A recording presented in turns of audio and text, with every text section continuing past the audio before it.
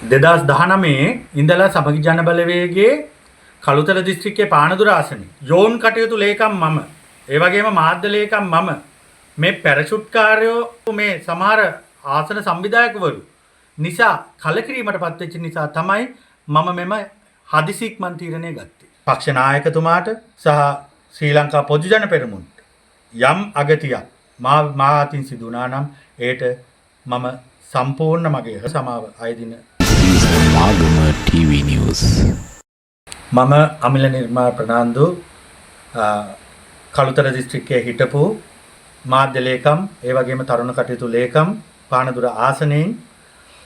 පසුගියදා පොහොට්ටුවේ පැවති පානදුරේ රැස්වීමේදී ඒ ගොඩ වුණු තරුණයා මම ඒකට හේතුව මම ගොඩ වෙන්න ප්‍රධානම හේතුව උනේ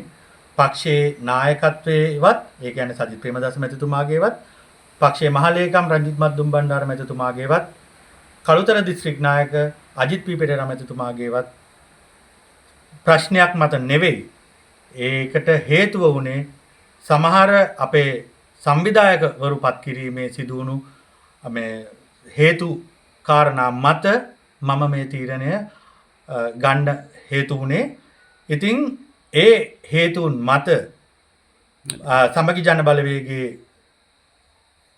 පක්ෂ නායකතුමාට මහලේකම්තුමාට ඒ වගේම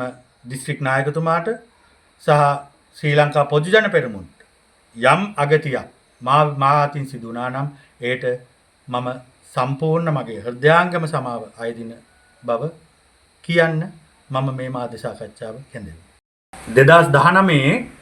ඉඳලා සමගි ජන බලවේගයේ කළුතර දිස්ත්‍රික්කයේ පානදුර ආසනයේ